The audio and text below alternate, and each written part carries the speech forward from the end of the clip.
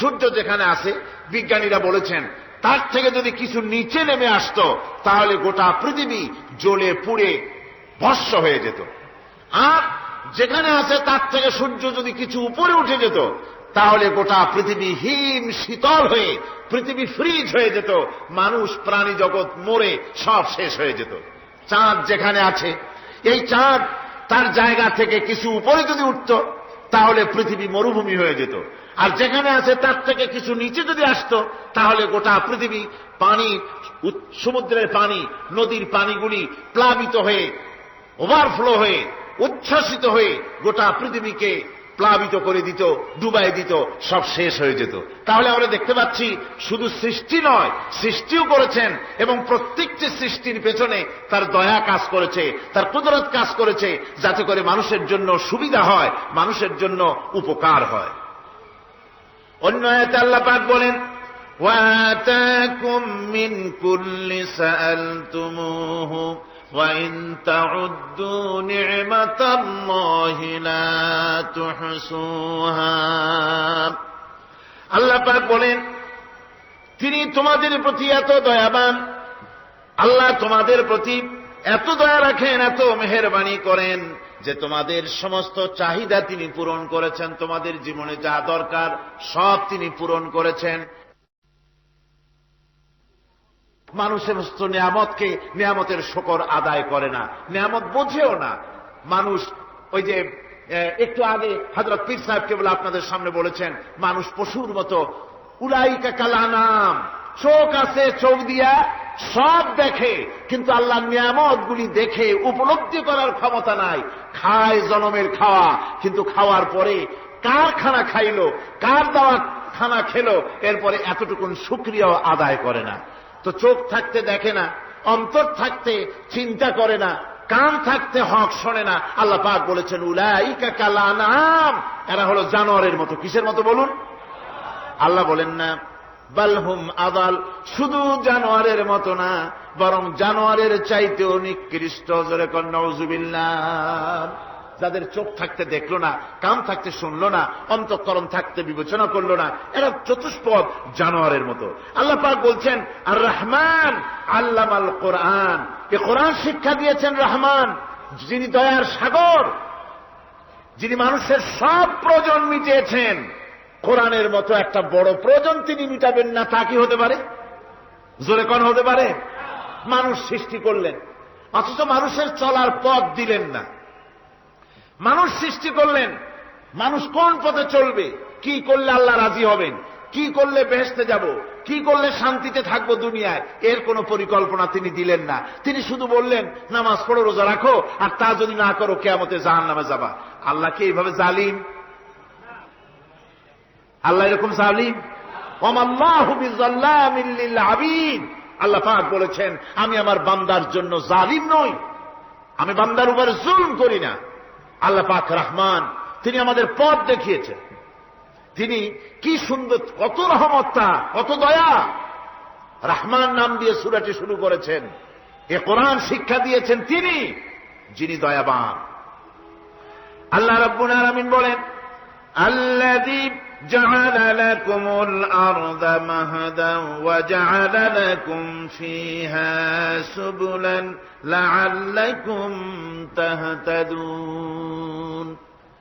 তিনি আল্লাহ যিনি তোমাদের জন্য এই পৃথিবীটাকে সমতল করেছেন, এই পৃথিবীটাকে সুন্দর করেছেন, সমতল করে দিয়েছেন।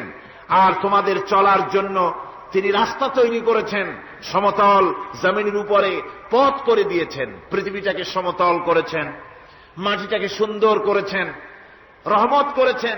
তিনি পৃথিবীর মানুষকে বসবাসের জন্য একটা পৃথিবী বানালেন, কিন্তু সেই পৃথিবীতে সেই মাটিটা এমন হলো যেখানে এত শক্ত যা বিল্ডিং করা যায় না, যেখানে মাটি খোসা যায় না, জমিন চাষ করা যায় না।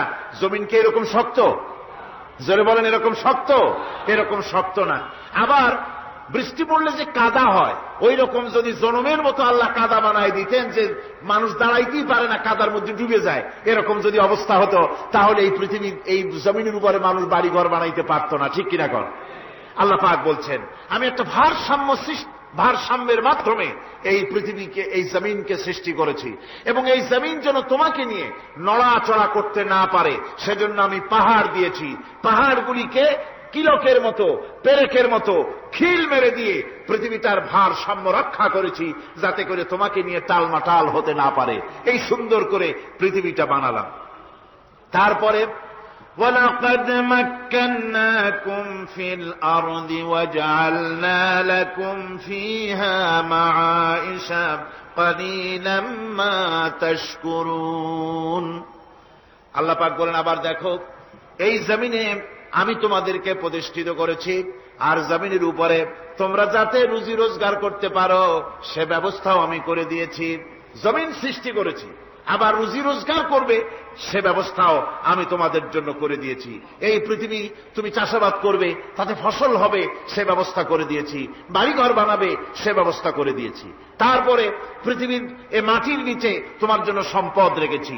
সমুদ্র, সমুদ্রের ভিতরে, নদীর ভিতরে, সেখানেও তোমার জন্য সম্পদ রেখেছি। আমি রহমান, সব প্রয়োজন মিটিয়েছি। শুধু এর জন্য নয় যে সৃষ্টি করলাম, ইবাদত করলাম আর জাহান্নামে পাঠিয়ে দিলাম, তা তো না।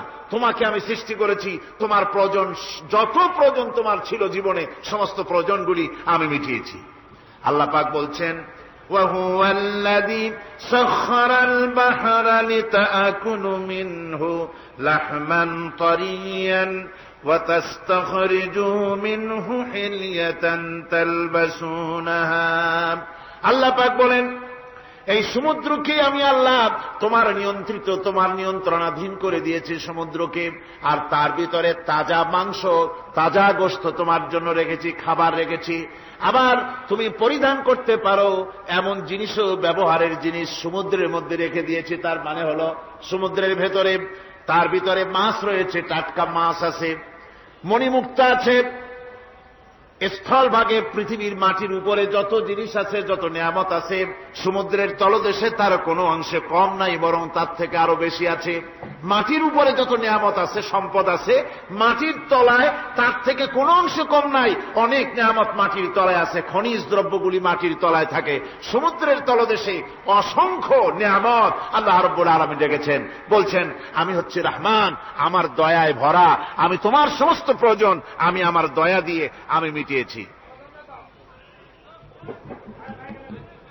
দরুদ শরীফ পড়েন, সালাতুনিয়া রাসূলুল্লাহ আলাইকুম সালামুনিয়া।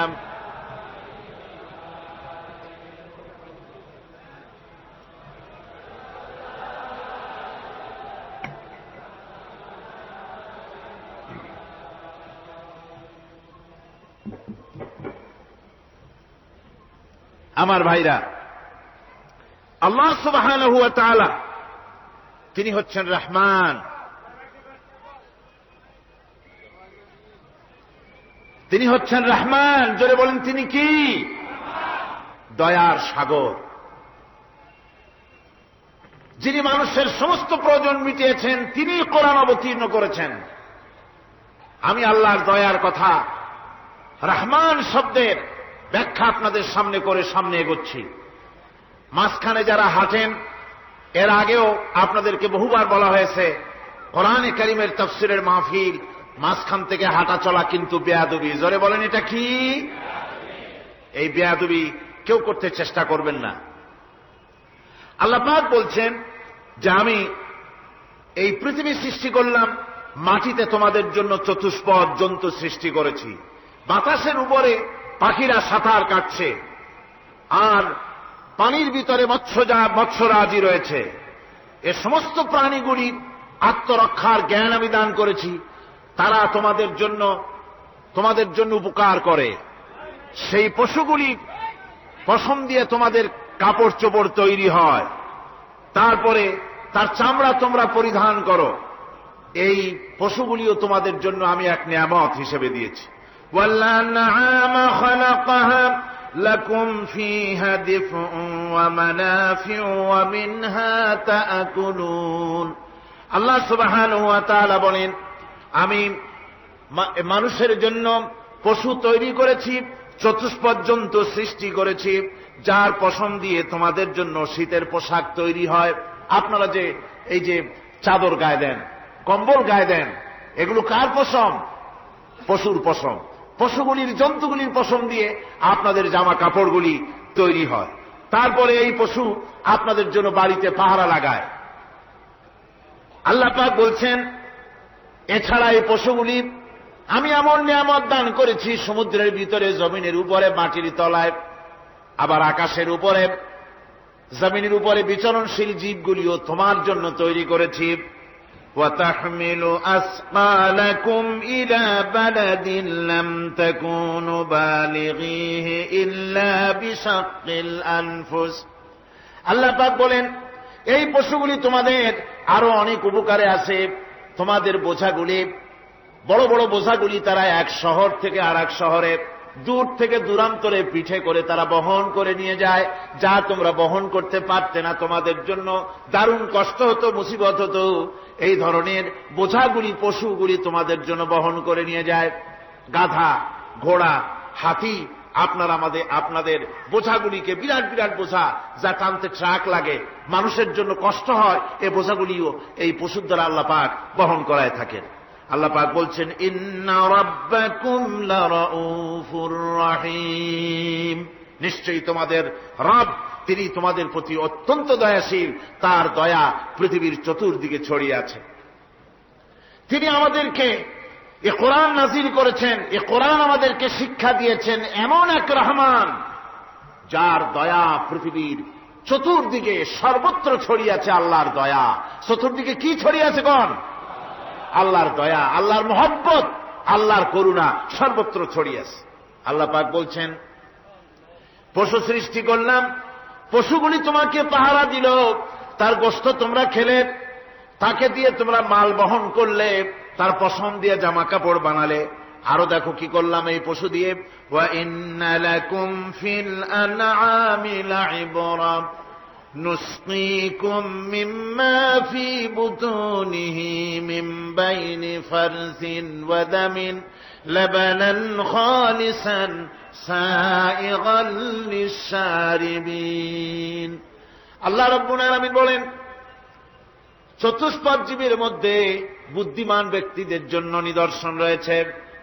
যারা বুদ্ধিমান তাদের জন্য নিদর্শন রয়েছে। দেখো, তোমার গাভীগুলি, এগুলি জমিনের ঘাস খেল। এই ঘাস খাওয়ার পর তার শরীরের ভিতরে রক্ত তৈরি হলো, পেশাব হলো, ময়লা হলো। সেই পেশাব, ময়লা, রক্ত ইত্যাদির ভেতর থেকে আমি তোমাদের জন্য দুধ তৈরি করে দিলাম। যেখান থেকে পেশাব বের হলো, পায়খানা বের হলো, তার পাশের থেকে স্বচ্ছ, সুন্দর, সুমিষ্ট, সুস্বাদু দুধ আমি তোমাদের জন্য বের করে দিলাম। সুবহানাল্লাহ ওয়া বিহামদিহি। দেখুন, এই দুধ আল্লাহ পাক তৈরি করলেন। কাগজ তৈরি হয় যে মিল, কলকারখানায়, পেপার মিল। আপনারা যদি কোনো পেপার মিলে যান তো যে দেখবেন, কাগজ তৈরি হয় গাছ দিয়ে। এই গাছগুলি মিলের মধ্যে, মেশিনের মধ্যে ঢুকানো হয়। মেশিনের ভিতরে গাছটা ঢুকে মেশিনের তাপে, বৈদ্যুতিক তাপে এই গাছগুলি গলে যায়, পানি হয়ে যায়। তারপরে ছাকনা থাকে, নেট থাকে, কয়েকটা নেট থাকে। সেই ছাকনাগুলির ভিতর থেকে ছেঁকে এরপরে সেই পানিটা চলে আসে প্লেটের উপরে, এসে আস্তে আস্তে শক্ত হতে হতে সেটা কাগজে পরিণত হয়ে যায়। পানিটা আস্তে আস্তে কাগজে পরিণত হয়ে যায়। তো এই কাগজ তৈরি করতে গিয়ে কাগজটা থেকে যে ছাকনাগুলি দেওয়া হলো, নেট দেওয়া হলো, যাতে করে কোনো আবর্জনা না যায়, সেজন্য এতগুলি নেট সিস্টেম আছে, এতগুলি ছাকনার সিস্টেম আছে। কিন্তু তারপরেও, এত সাবধানতা সত্ত্বেও আমরা দেখি কাগজে লিখতে গেলে কাগজের মধ্যে নিপের সাথে অ্যাক্সিডেন্ট হয়ে যায়। এ ধরনের আবর্জনা কাগজের মধ্যে দুই একটা থেকে যায়। অনেক কাগজের মধ্যে এরকম পাওয়া যায়, যায় কিনা ভাই? এবার আপনি দেখেন, কাগজ তৈরি করার জন্য মিল কলকারখানার ভিতরে, পেপার মিলে এতগুলো নেটের ব্যবস্থা থাকে, ছাকনার ব্যবস্থা থাকে। তারপরেও আবর্জনা কিছু কাগজের মধ্যে চলে আসে, দুই একটা থেকে যায়। কিন্তু ঘাস খেলো, কুটা খেলো, খড় খেলো, ভুসি খেলো, তুষি খেলো, গাবিতে খেলো, খাওয়ার পরে আল্লাহ রব্বুল আলামিন এ দিয়ে দুধ বানালেন। এ দিয়ে পায়খানা হলো, পেশাব হলো, রক্ত হলো। দুধ যখন দহন করলেন, দুধ দহন করার সময় একটা ঘাসের কণাও কি তার মধ্যে পেয়েছেন? পাওয়া গেছে? যায় নাই। অথচ দুধ থাকে যে বাটের মধ্যে, ওটা কি বলেন? ওলান বলে নাকি? যে ওলানের ভিতরে দুধ থাকে ওইটা কাছে দেখেন, জবাহ করে, গরু জবাহ করে ওলানটা কাছে দেখেন, ওর ভিতরে কোনো নেট আছে, কোন জাল আছে, কোন ছাকনার ব্যবস্থা আছে? কিচ্ছু নাই। সুবহানাল্লাহ কইতে ইচ্ছে করে না ভাইরা? আল্লাহ রাব্বুল আলামিন বলেন এইভাবে করে পশুর ভিতরে তোমার জন্য কত, এক পশুতে কত উপকার করলাম, গোশত খাওয়ালাম, চামড়া দিয়া জামা বানায় দিলাম। প্রচন্ড শীত পড়ে যেখানে, কানাডায়, ইউরোপে, আমেরিকায় প্রচন্ড শীত পড়ে কোন কোন এলাকায়। দক্ষিণ আমেরিকায় কানাডার একটা এলাকা আছে যেখানে এবার আমি সফর করে এসেছি। 12 মাস বরফ পড়ে সেখানে, বরফ আর বরফ ছাড়া কিছু নাই। সমস্ত রাস্তাঘাট সব বরফ আর বরফ। সেখানে এই প্রচন্ড শীতের ভিতরে মানুষ কিভাবে থাকবে? সুতা দিয়ে তৈরি করা কাপড়ে শীত কিছুতেই মানতে পারে না। আমি তো গেছি এমন এক জায়গায়, কানাডা এবং আমেরিকা যেখানে ছিলাম, সেখানে শীত ছিল -11 টেম্পারেচার, -11। এখন বোঝেন যে ঠান্ডাটা কি পরিমাণ। মুখের থেকে থুতু ফেললে আপনি চেহারা ফিরাতে পারবেন না, এর মধ্যে আপনার থুতু বরফ হয়ে যাচ্ছে। এই রকমের প্রচন্ড ঠান্ডায় সব রকমের কাপড় চোপড় যা ছিল এগুলো সব কিনে গায়ে দিয়ে আমি 1-3 হয়ে গেছি ফুলিয়া। তারপরেও আমার মনে হচ্ছে ঠান্ডা আমার হাত দিয়ে স্পর্শ করতেছে। তাহলে বরফের দেশ যেটা, এস্কিমোরা যেখানে বাস করে, সেই মানুষগুলির অবস্থা কি?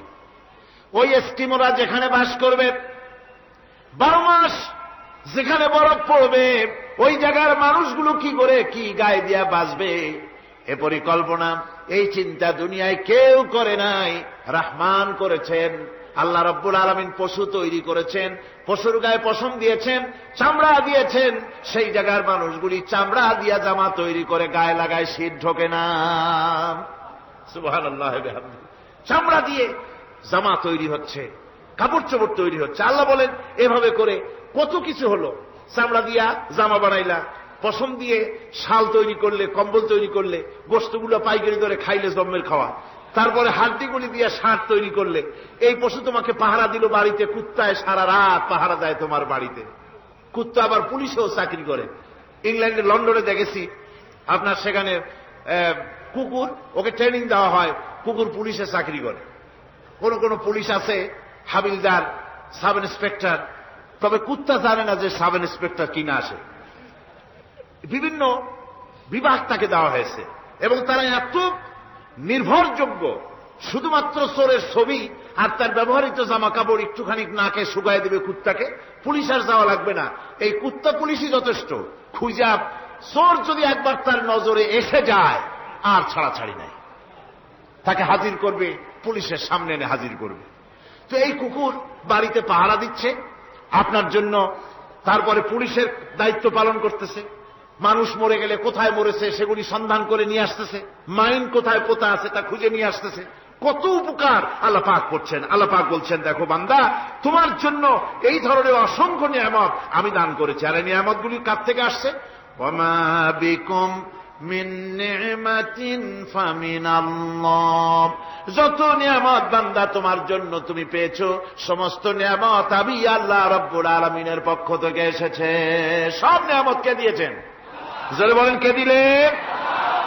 আল্লাহ পাক দিলেন। আল্লাহ পাক বলেন, এইভাবে করে আমি আমার নিয়ামত দিয়ে, রহমত দিয়ে তোমাকে আমি সৃষ্টি করেছি, তোমাকে লালন পালন করতেছি। একটি মানুষ যতই সংকীর্ণ এবং অসভ্য জীবন যাপন করুক না কেন, সে পৃথিবীতে যেখানে বসবাস করে সেখানে বসে সে অন্তত তার চতুর্দিকে কত নিয়ামত সে লাভ করতেছে তা সে চিন্তা না করে পারে না। সে যদি চিন্তা করে তাহলে অবশ্যই এগুলি তার জ্ঞানের মধ্যে আসবে।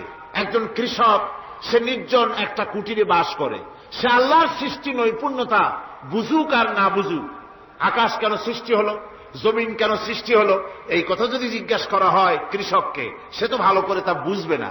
কিন্তু অন্তত এতটুকুন কথা একটা মূর্খ, একজন চাষি যে প্রত্যন্ত একটা অঞ্চলে বাস করে, একটা নিবিড় পল্লীতে বাস করে, অজ পাড়াগায় বাস করে, কোন শিক্ষার আলো পৌঁছায় নাই, স্কুল নাই, কলেজ নাই, বিদ্যুৎ নাই, হসপিটাল নাই, রাস্তা নাই, টেলিফোন টেলিগ্রাফ টেলিফোনের ব্যবস্থা নাই, এমন একটা জায়গায় একটা নিরেট, একটা মূর্খ, একটা চাষি একটা ঘরের মধ্যে বাস করে। সে পৃথিবীর আল্লাহর সৃষ্টি নৈপুণ্যতা আর কিছু বুঝুক আর না বুঝুক, এতটুকুন কথা তো সে বোঝে যে আমি যদি অসুস্থ হই তাহলে এই গাছপালার পাতা শিকড় বেটে খেলে আমি রোগমুক্ত হয়ে যাই।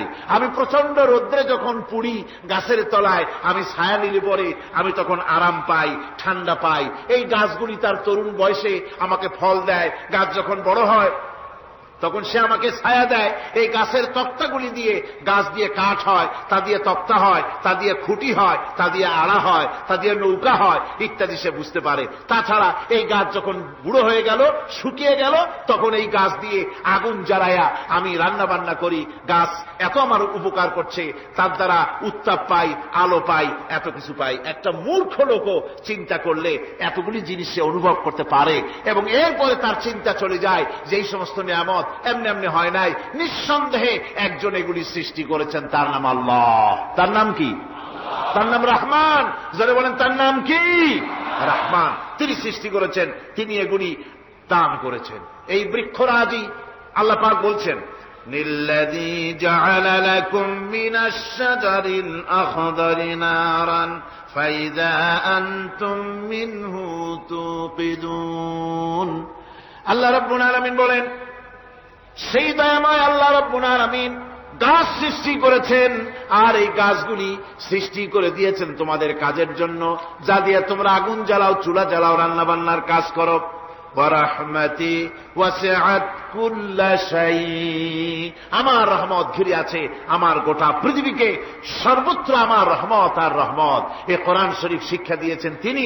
আর রহমান আল্লামাল কোরআন, এই কোরআন শিক্ষা দিয়েছেন সেই মহান আল্লাহ রাব্বুল আলামিন, যিনি হচ্ছেন রহমান, যার দয়া দিয়ে গোটা পৃথিবী পরিব্যাপ্ত হয়ে আছে। এক মুহূর্তের জন্য চিন্তা করুন, এক মুহূর্তের জন্য চিন্তা করুন, আল্লাহ পাকের দয়া যদি না থাকতো তাহলে কি অবস্থা হতো? এই পৃথিবী আছে, পৃথিবী আছে কিন্তু কোনো সৌন্দর্য নাই। আকাশ আছে কিন্তু কোনো তারকা নাই। তারকা আছে কিন্তু তাতে কোনো আলো নাই। গাছ আছে কিন্তু তাতে কোনো সবুজ শ্যামলিমা নাই। আওয়াজ আছে কিন্তু তাতে কোনো সুর নাই। মানুষ আছে কিন্তু তার দেহের মধ্যে কোনো ঐক্য নাই। এই জাতীয় একটা পৃথিবীর চিন্তা মানুষ করতে পারে না। এটা একটা কবরস্থানের মতো অবস্থা হয়ে যাবে। আল্লাহ পাক বলছেন, দেখো আকাশ বানাইছি, আবার সেই আকাশ দেখতে যেন সুন্দর হয় সেজন্য তারকা প্রদীপ দিয়ে আকাশকে সাজাইছি। যেরকম সুবহানাল্লাহ। আল্লাহ রাব্বুল আলামিন বলেন, ওয়ালাকাদ যায়্যানাস সামাআদ দুনিয়া বিমাসাবিহ। আল্লাহ পাক বলেন, এই দুনিয়ার আকাশ খানিকে তারকা প্রদীপ দিয়া সাজায় রেখেছি মনের মতন। দেখো তুমি তাকাইয়া, কি সুন্দর করে নয়ন অবিরাম দৃশ্য আকাশ বানালাম, চতুর্দিকে তারকা রাত্রে ফুটে উঠল, যা দেখলে মানুষের নজর, মানুষের সুন্দর, তার চক্ষু শীতল হয়ে যায়। জোরে বলেন সুবহানাল্লাহ। সুন্দর করে এই আকাশটাকে আমি সাজিয়েছি। তারপরে আল্লাযী খালাকা সাবআ সামাওয়াতিন তিবাকা মা তারা মিন খালকির রাহমানি মিন তাফাউত। স্রষ্টা তিনি সপ্ত আকাশ রচিলেন থরে থরে, কোন ত্রুটি হেরিবে না তার পূর্ণ সৃজন পরে। চাহো তুমি তার সৃষ্টি পানে, দেখো কিছু ভুল চোখ, ফিরাও তোমার নয়ন খানি, ফিরাও তোমার মুখ। অক্ষমহীন দৃষ্টি তোমার সৃষ্টিতে পাবে ফাঁকি, ফিরাও তোমার নয়ন খানি, ফিরাও কাঙ্গালাখি। আল্লাহ পাক বলেন, আমার আকাশের দিকে তাকাও, বারবার তাকাও, সূর্যের দিকে তাকাও, চন্দ্রের দিকে তাকাও, গাছপালার দিকে তাকাও, তাকায় দেখো কোনো ভুল আছে নাকি, ভালো করে দেখো কোনো ভুল আছে নাকি। আল্লাহ পাক বলেন, আবার তাকাও। দেখতে দেখতে তোমার চক্ষু দুর্বল হয়ে তোমার কাছেই ফিরে আসবে। আমার সৃষ্টি নৈপুণ্যতার ভিতরে কোনো ভুল পাবে না। সুবহানাল্লাহ। একজন দরবেশ সাহেব, তিনি একবার এই সূরা পড়তেছিলেন, মুখস্থ তেলাওয়াত করতেছিলেন, একটা গাছের তলায় বসে, একটা বট গাছের তলায় বসে এটা তেলাওয়াত করতেছিলেন। যখন তিনি পড়লেন, হাল তারা মিন ফুতুর, আমার সৃষ্টি নৈপুণ্যতার ভিতরে কোনো ভুল পাওয়া যায় নাকি? দরবেশ সাহেব চিত হয়ে শুয়ে শুয়ে তেলাওয়াত করতেছেন আর বলছেন, আল্লাহ রব্বুল আলামিন, তোমার সৃষ্টি নৈপুণ্যতার ভিতরে কোনো ভুল ধরার ক্ষমতা তো কোনো মানুষের নাই। তবে একটা জিনিস আমার নজরে পড়ল, এই যে বিরাট বট গাছটা, পৃথিবীতে যত গাছ আছে যেমন গাছ তেমন ফল, তাল গাছটা যেমন ফলও তেমন, নারকেল গাছটা যেমন ফলটাও তেমন, কিন্তু এত বড় বিশাল বট গাছ ফল হতেছে ছোট্ট ছোট্ট ট্যাবলেটের মতো। গাছটা যেমন ফলটা তেমন হয়নি। আল্লাহ এটা ভুল না, তুমি বলেছ যে দেখো কোনো ভুল টুল আছে নাকি, তো ভুল তো না, আমার চোখে এটা লাগলো, যেমন গাছ তেমন ফল হয় না। দরবেশ সাহেব চিত হয়ে শুয়ে শুয়ে তেলাওয়াত করছেন, মনের মধ্যে এই চিন্তা আসলো, গাছটা যেমন তেমন ফলটা হলো না। দরবেশ সাহেব বলেন, এই চিন্তা করতেছি, হঠাৎ করে একটা দমকা হাওয়া বয়ে গেল, ডালে ডালে বাড়ি লেগে গেল, একটা আদা পাকা বটের ফল অনেক উপর থেকে বৃন্তচ্যুত হয়ে চট করে এসে আমার নাকের উপরে ফট করে পড়ল। নাকের উপরে এমন ভাবে পড়ছে, নাকটা জ্বলে উঠছে। আমি সেজদায় পড়ে গেলাম। দরবেশ সাহেব বলেন, আমি সেজদায় পড়ে গেলাম, চোখের পানি ফেলে আল্লাহর দরবারে মাপ চাইলাম, বললাম, রব্বুল আলামিন, তোমার কোন জিনিসের ভিতরে কোনো খুঁত নাই, নিখুঁত জিনিস তুমি বানাইছো, কোনো ভুল নাই। আমি চিন্তা করেছিলাম নারকেল গাছ যেমন তার ফলও তেমন, তাল গাছ যেমন তার ফলও তেমন, বট গাছটা যেমন তেমন ফল। আমার আন্দাজ মতো, আমার চিন্তা মতো, যত বড় বট গাছ তত বড় ফলটা যদি হতো, বটের ফলটা যে পজিশন নিয়ে আমার নাকে পড়েছিল, গাছ যেমন ফল তেমন হলো, নাকও যেত, আমার মাথাও যেত। আল্লাহ রাব্বুল আলামিন বলেন, দেখো বান্দা, আমার সৃষ্টি নৈপুণ্যতার মধ্যে কোনো ভুল পাবে না। সুবহানাল্লাহ, কোনো ভুল নাই, বারবার তাকাও, কোনো ভুল পাবে না। আল্লাহ সুবহানাহু ওয়া তাআলা সুন্দর করে বানিয়েছেন, যা দেখবেন শুধু সুন্দর আর সুন্দর। সুবহানাল্লাহ বলেন, শুধুই সুন্দর। ফুলের সৌন্দর্য দেখেন, গাছের সৌন্দর্য দেখেন, জমিনের সৌন্দর্য দেখেন, পাখির সৌন্দর্য দেখেন। আল্লাহ পাক যা বানালেন সবগুলিকে আল্লাহ পাক সুন্দর করে করে সৃষ্টি করেছেন, সব গুছিয়ে গুছিয়ে সুন্দর করে করে বানিয়েছেন, অসুন্দর করে কিছু বানান নাই। ফুল দেখতে কত সুন্দর, ফুলের থেকে ফল হয়, সে ফল হওয়ার জন্য ফুলের পুংকেশর আর স্ত্রী কেশরের মিলন ঘটতে হয়। তো ফুল তো আর চলতে পারে না, এই মিলনটা কেমনে হবে? এই জন্য আল্লাহ পাকের রুচি দেখেন, আল্লাহ পাকের রহমত দেখেন, আল্লাহর কুদরত চিন্তা করুন। সুবহানাল্লাহি বিহামদিহি। ফুল সুন্দর জিনিস, ফুলের চাইতে আর কিছু সুন্দর আছে নাকি? এত সুন্দর ফুল, এই পুংকেশর এবং স্ত্রী কেশরের বিনিময়টা কে করবে? এইটা করার জন্য আল্লাহ পাক এই দায়িত্ব তেলাপোকাকে দেন নাই, দিছেন নাকি? আরশোলাকে দিছেন, সার পোকাকে দিছেন, উই পোকাকে দিছেন, তাতে ফুলের ইজ্জত নষ্ট হবে। ফুল যেমন সুন্দর, আল্লাহ রুচি, আল্লাহ রাব্বুল আলামিনের সৌন্দর্য বোধ কত বিরাট, কত মহান আল্লাহ পাক। ফুল যেমন সুন্দর, ওই সুন্দর ফুলের উপরে তেলা পোকা পড়লে ফুলের সৌন্দর্য নষ্ট হবে। এই জন্য আল্লাহ পাক ফুল যেমন সুন্দর, ওই পুংকেশর আর স্ত্রী কেশরের মিলন ঘটাবার জন্য রব্বুল আলামিন সুন্দর প্রজাপতির ব্যবস্থা করেছেন। ফুল যেমন সুন্দর, প্রজাপতিও সুন্দর। প্রজাপতির ডানায় কোন শিল্পী কোন তুলি দিয়ে এত রং লাগালো! সুবহানাল্লাহ বিহামদিহি, সুবহানাল্লাহ বিহামদিহি। কি সুন্দর প্রজাপতি আল্লাহ তৈরি করলেন। আল্লাহ পাক বলছেন, এমনি সুন্দর করে বানালাম, মানুষ বানাইছি, সে মানুষের সৌন্দর্য দেখো। দুইটা চোখ দিলাম দেখার জন্য, চোখ কি জন্য? এখন এই চোখ দুটা যদি কুমিরের মতো আল্লাহ গোল বানাই দিতেন, চোখ গোল এইরকম কুমিরের মতো, দেখতে বিশ্রী হতো। চোখ দুটোকে আল্লাহ টানা টানা করেছেন, চোখের উপরে ভুরু লাগিয়েছেন, তাতে আবার পশম দিয়েছেন, চোখে পিসি দিয়েছেন, চোখের ভিতরে মণিটা কালো করেছেন, তার চতুর্দিকে সাদা অংশকে নীলাভ করেছেন যাতে কালোটা আরো ফুটে ওঠে। সুবহানাল্লাহ বিহামদিহি।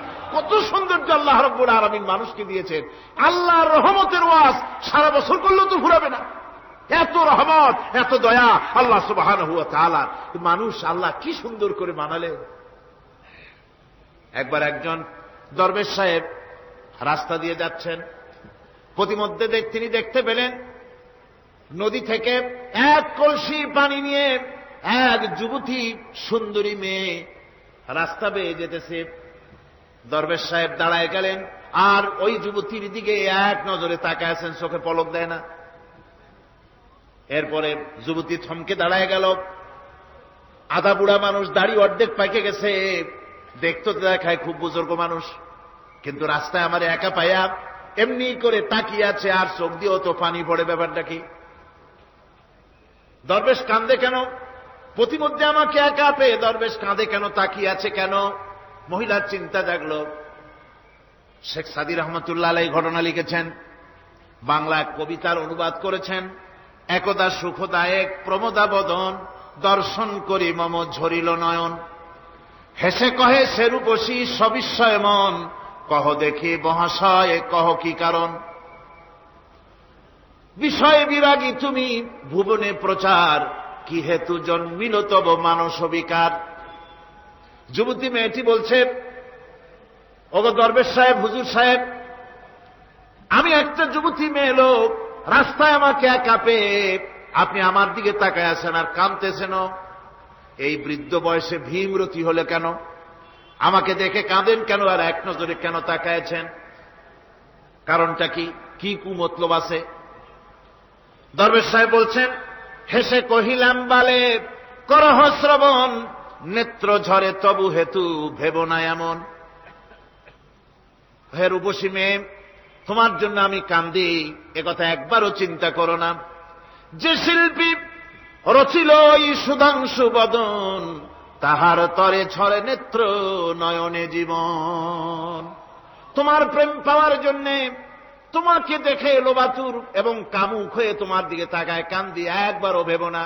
আল্লাহর কসম আমি কাঁদতেছি, তোমার এত সুন্দর স্বাস্থ্য আর চেহারা যে আল্লাহ রাব্বুল আলামিন বানায় দিলেন, না জানি সেই আল্লাহ কত সুন্দর। যার সৃষ্টি এত সুন্দর, সে আল্লাহ রাব্বুল আলামিন না জানি কত সুন্দর। আল্লাহ পাক সেই সুন্দর আল্লাহ রাব্বুল আলামিনকে দেখার তৌফিক যেন আমরা পাই। জোরে বলেন আমিন, আরো জোরে বলেন আমিন। আল্লাহ পাক বলছেন, আমি সুন্দর করে সব তৈরি করে দিয়েছি। বুঝবে তারা যারা চিন্তাশীল, যারা গবেষণা করে। ইন্না ফী খালকিস সামাওয়াতি